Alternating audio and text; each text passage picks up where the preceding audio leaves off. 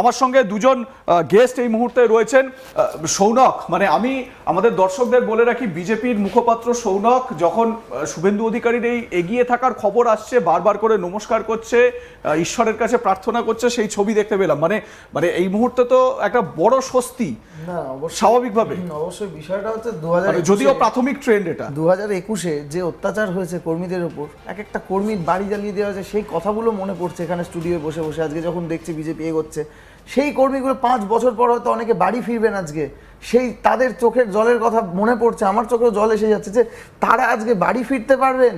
এতদিন পর গায়ে কাঁটা দিচ্ছে ভাবতে, বিজেপি জেতার দিকে এগোচ্ছে, বাংলায় বিজেপি জিতছে, যেটা স্বপ্ন ছিল।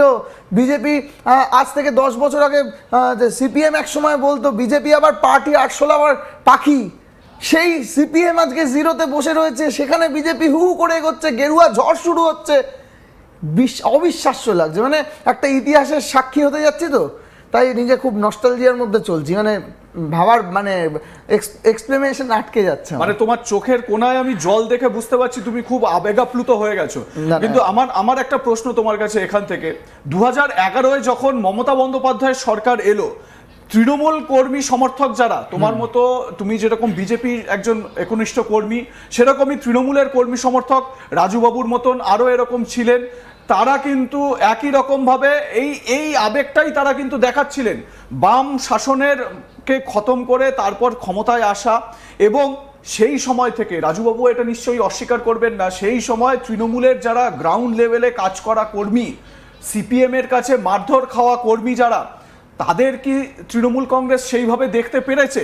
আমার প্রশ্ন হচ্ছে, আজকের যে জয়, যে আবেগটার কথা তুমি বলছো, যে সমস্ত কর্মীরা মারধর খেয়ে যারা বিজেপিটাকে এগিয়ে নিয়ে গেলেন, দেখো নেতারা তো এগিয়ে নিয়ে যান না, নিয়ে যান কর্মীরাই। তো এবারে বিষয়টা হচ্ছে যে তারা যখন এই মারধর খেয়ে আজকে এই জায়গায় আসলেন, তোমাদের সরকার যদি গঠন হয়, আমি জানি না এর পরে ফাইনাল রেজাল্ট কি হবে, কিন্তু যদি তোমাদের সরকার গঠন হয়, তাহলে কি তোমাদের সেই কর্মী যারা যারা মার খেয়েছে তৃণমূলের কাছে, তাদেরকে যোগ্য সম্মান দিতে পারবে? দেখুন, একটা সাংগঠনিক দল বিজেপি, তো সেই সাংগঠনিক দলের প্রত্যেকটা কর্মী উঠে আসে। নরেন্দ্র মোদী একজন কর্মী ছিলেন, বুথ লেভেল, মন্ডল লেভেলের কার্যকর্তা ছিলেন এক সময়, তো সেখান থেকে উঠে প্রধানমন্ত্রী হয়েছেন। আদিত্যনাথ যোগী, তা প্রত্যেকে দেখে, নীতিন নবীন, এরা কোথায় ছিলেন? মন্ডল স্তরের কর্মী ছিলেন, সেখান থেকে আজকে এই জায়গায় গেছেন।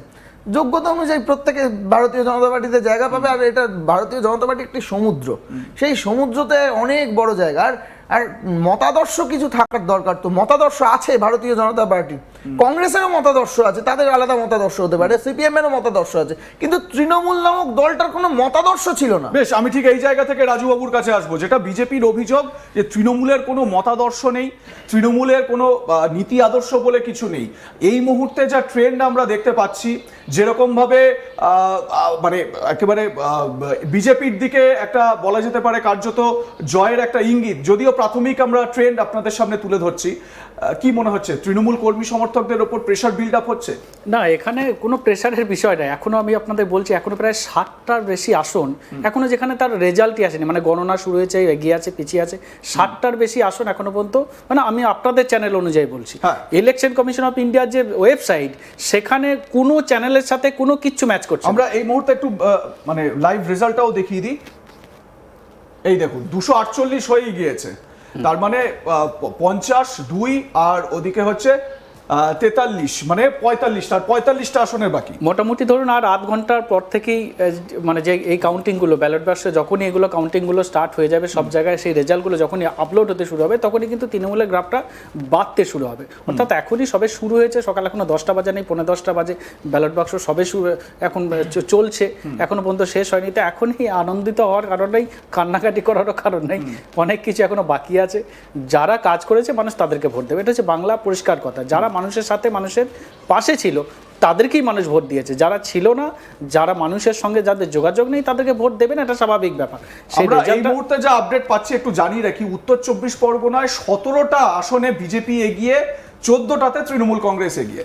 বলুন। উত্তর 24 পরগনা, নর্থ 24 পরগনা, হাওড়া, হুগলি, নদিয়া, এই যে জেলাগুলো বললাম, এই জেলায় মানে ভারতীয় জনতা পার্টি খাতা খুলবে কিনা সন্দেহ আছে, এই জেলাগুলোতে ওপেনিং হবে কিনা সন্দেহ আছে। যখন রেজাল্টটা যখন আসবে তখন আপনি দেখতে পাবেন, কারণ এই সমস্ত বলছেন যে এতগুলো সিটে যে এগিয়ে সেটার কোনো না প্রভাব এর পড়বে সাথে না ফাইনাল রেজাল্টে না কোনো না প্রভাব এইটা পড়বে না। এটা তো এই রেজাল্ট যারা যে এখন যে এগিয়ে দেখছেন, এটা কি দেখছেন, এটা হচ্ছে দক্ষিণ যারা 24 পরগনায় 10টা সরকারি আসনে কর্মচারী BJP যারা বরাবর রাজ্য সরকারের বিরোধিতা করেছে, তারা মঞ্চ বেঁধেছে, তাদের সাথে বিজেপি সেখানে গিয়ে চপমুড়ি খেয়েছে, তো তাদের সাথে রাজ্য সরকার কর্মচারীদের সাথে একটা বামের সাথে রামের একটা যোগ সকলেই জানে। তো সেই ভোটটার এখন গণনা চলছে, তার জন্য এখন উৎসাহিত হচ্ছে, এগুলো ব্যাপার নয়। কিন্তু আমি ঠিক রাজুবাবু এখানে আপনার প্রশ্ন মানে আপনার বক্তব্য ধরেই একটা প্রশ্ন রাখি, সেটা হচ্ছে গিয়ে আপনাদের যে ভিডিও কনফারেন্সে মিটিং হলো, মমতা বন্দ্যোপাধ্যায়, অভিষেক বন্দ্যোপাধ্যায় তারা আপনাদের বুস্ট আপ করার চেষ্টা করলেন।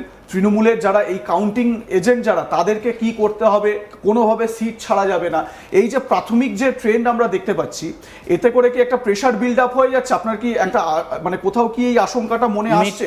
একবার আমি প্রশ্নটা শেষ করি।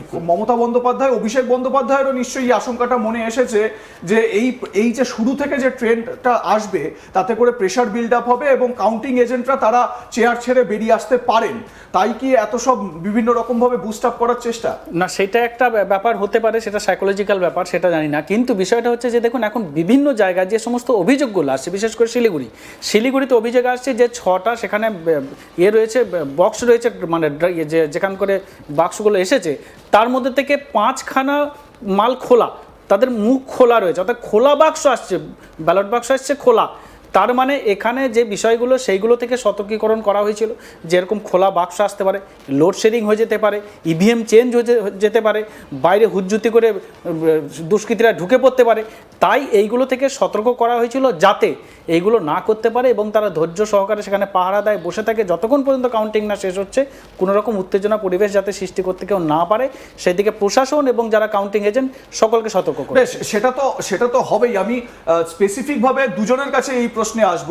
সেটা হচ্ছে, আমি প্রথমে রাজুবাবুকে দিয়েই শুরু করি। যেটা এই মুহূর্তের যে খবর আমরা পাচ্ছি, সেটা হচ্ছে গিয়ে বীরভূম, যে জায়গাটা তৃণমূল কংগ্রেসের একেবারে ঘাঁটি বলা যায়। অনুব্রত মণ্ডল এতদিন ধরে নিজের সেই দুর্গ সামলেছেন, কাজল শেখ রয়েছেন, কাজল শেখকে এবারে প্রার্থী করা হয়েছে।